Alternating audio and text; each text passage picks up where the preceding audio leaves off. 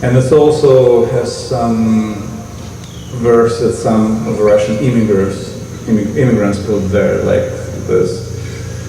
Through the years, I'm being haunted by this beauty of Russian song, and it haunts me, and I play it forever. Well, thank you so much. Hey, I want to get Paul Moffet to tell us a story before he plays us a song. What kind of story? I want to hear a story about something to do. Lord, who asked me that question right this minute? A story? I don't know if I prepared for a story. Well, I can tell you a story about this song, 1975. This is a song, the story goes with the song. I wrote this song in 1975 and recently have brought it back and begun to play it. A friend of my bass playing guy likes it, so. And at that time I wrote a set of poems called The Late News from Gomorrah.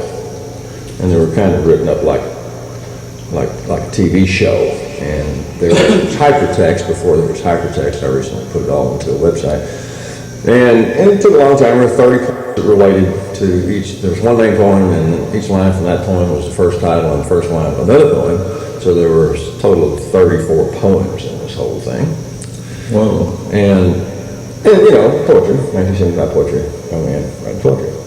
So, but I wrote this song at the same time because it had the tune to go with it, and had the same title, but other than the same title, it's sort of about the same thing, only as all these kinds of things are observations in some way on our times and the circumstances in which we live. So this tune is called The Late News from Gomorrah.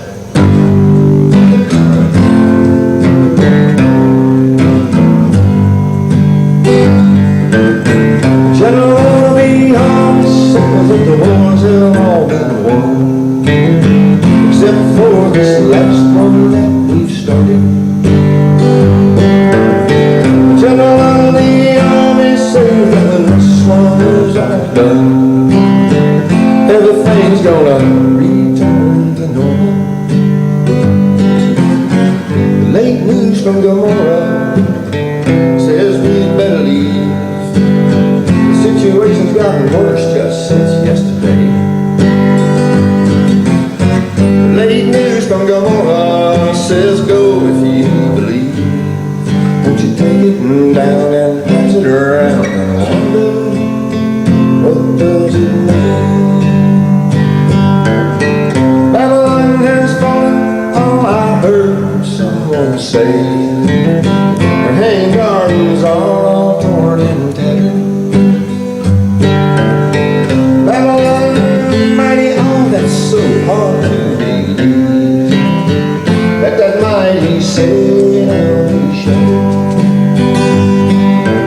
The prophets who sang daily in her public square have gone, leaving behind them just disciples. The soldiers are unhappy cause they canceled all the leave. Preparation for the fall stacking.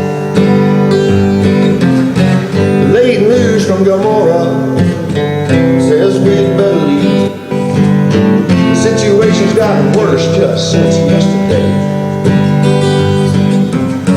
The late news from Gomorrah says go if you believe. Won't you take it down and pass it around and I wonder what does it mean? The citizens of Sodom take message just today.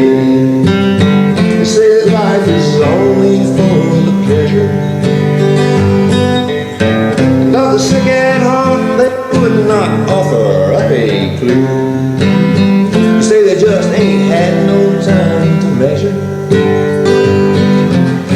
The late news from Gomorrah says we'd better leave. The situation's gotten worse just since yesterday. Late news from Gomorrah says go if you believe. Won't you take it down and pass it around and wonder what does it mean? All right. Pretty song. Real nice. Water. It is a little like a sweat lodge here, isn't it? No. No sweat for this job. So what's the difference between the U.S. and Russia, Misha? Would you? Well, we drink vodka with glasses. And Americans mix it with all sorts of unnecessary stuff. I thought you were going to say Americans drink it straight from the bottle. Sometimes. Sometimes, you Even know. Russians, though, sometimes drink it straight from the bottle. From the bottle, I heard just yesterday, I heard a story from my best friend him drinking a bottle of vodka in a drive-in movie when he was 14 and just claiming, hey, do nothing to me. And then just passing in the front of a police car. You know? Oh, yeah. Well, I feel graduated from manual school, and at that time, according to my friend, all policemen were graduated from manual, so they just called yellow cab for him. That's the story, how the story goes. Very In well. Russia, they'll pick you up, they'll look you up, they'll beat you, they put you in a cold shower, and then they'll send you a bill. Just for booze? No, just for being outside with appearance insulting human dignity. Oh, really? That's exactly what's written. Well, I insulted it a lot, you know. Never It was a did. major task of my life, insult the human dignity as much as possible. Just plain abuse it. Some say my existence is an insult to human dignity. Certainly. Yeah, well, I can remember taking a train from Leningrad to Moscow, and it was the best place to get drunk. the conductors, they had, first of all, they knew all of Bob Dylan's songs, and we sang Bob Dylan songs and drank vodka, and I passed out on the floor, as a matter of fact. Right on. This is a major Russian thing. If you don't pass right on the floor, you really didn't have any experience of Russia. And so I guess we had the real experience there. Because that's what you don't remember. Yeah, right. Like a little note, a blackout. It means I've been to Russia. It's like a rest in music. And I have to tell you that you just reminded me that I took the train St. Petersburg, Moscow on 9/11. Oh, really? I was in Moscow first time since like 1992. I was a group leader for an elder hostel. There was a bunch of American retirees. And I had a ball. I went to my country. I got paid for that. We saw Baltic states, every capital, places I haven't been to like 20 years, and St. Petersburg. And then I had a compartment to my own as a group leader.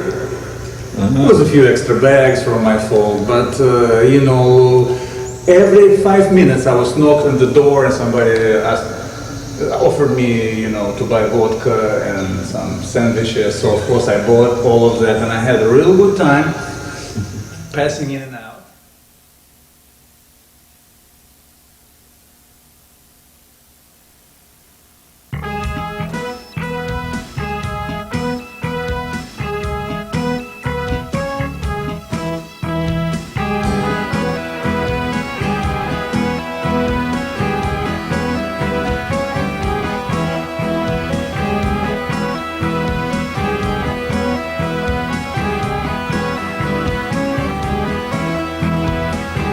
We so happy we alive, we together can survive.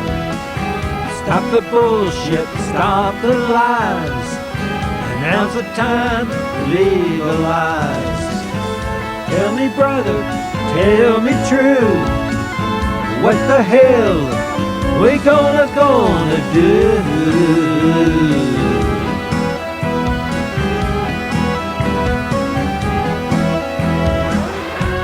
Remember the days we saw purple haze. 1 and 1 is 3. Hey, hey, baby, what you do to me? We so happy, we alive, we together can survive. But Mother Nature, heaven sent, don't belong to government. Hey there, sister, what's the plan? Do you really